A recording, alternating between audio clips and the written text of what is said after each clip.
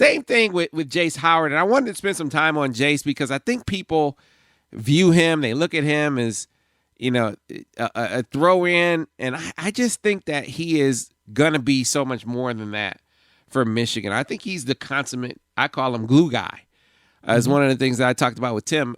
You might appreciate, I don't know if you're old enough to appreciate me mentioning the name Jerome Williams, JYD, the junkyard dog for the Detroit Pistons, former Georgetown guy. Now, I'm not saying that Jace will ever be Jerome Williams. I only mention Jerome Williams from a style standpoint because Jerome Williams, he was a volume rebounder. He rebounded well for his size.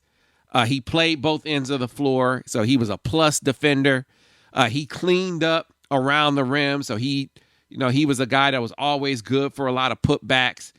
He can hit you. He can get your elbow jumper here or there, but he was your everyman. He was your glue guy, and that to me is what I see when I see Jace Howard. He's not a guy that's going to be a primary guy offensively, right? You're not going to run plays for him, but he's going to go get the ball off the rim. Sometimes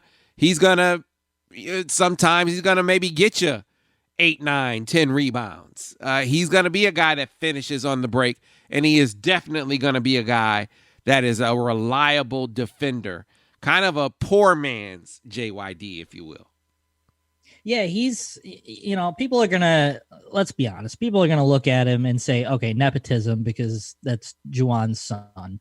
And they're going to look at his path to Michigan, right? He was, committed originally, bumped down to a walk-on status, and then when things fell through, he was bumped back up, and people are going to look at that and go, okay, well, yeah, like you mentioned, they're going to consider him a throw-in. But like you said, I mean, these are the type of guys that can help you win games if they can develop, like they think, like the coaches think they can. Considering where Michigan is at in terms of depth and where things stand on the depth chart, you can afford to take a guy like Jace and kind of, I guess, push him along slowly in terms of, I mean, he's not gonna be a type of guy that comes in day one and is that consummate glue guy role player off the bench. I mean, It's going to take some time, and obviously there's guys with more experience in front of him, and that's just the way it is. But like you said, I think there's definite promise there. I mean, the kid can play. I mean, let's absolutely. The kid can play. I mean, he saw him at the NBA camp.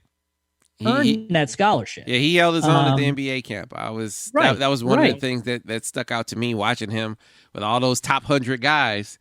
All those things that I just said, watching him down there in Richmond, ran the floor extremely well, was a plus defender, a guy who at 6'6" or so rebounded extremely well for his size. And I think that's going to be an asset. I mean, there are guys on the floor that they just do the grimy stuff.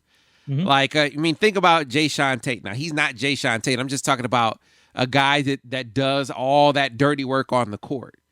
Is why I mentioned Jayshawn. I mean, they're different players offensively, but attitude-wise on the floor, they're similar, and I think that's one of the things that Jace is really gonna bring to the fold. So.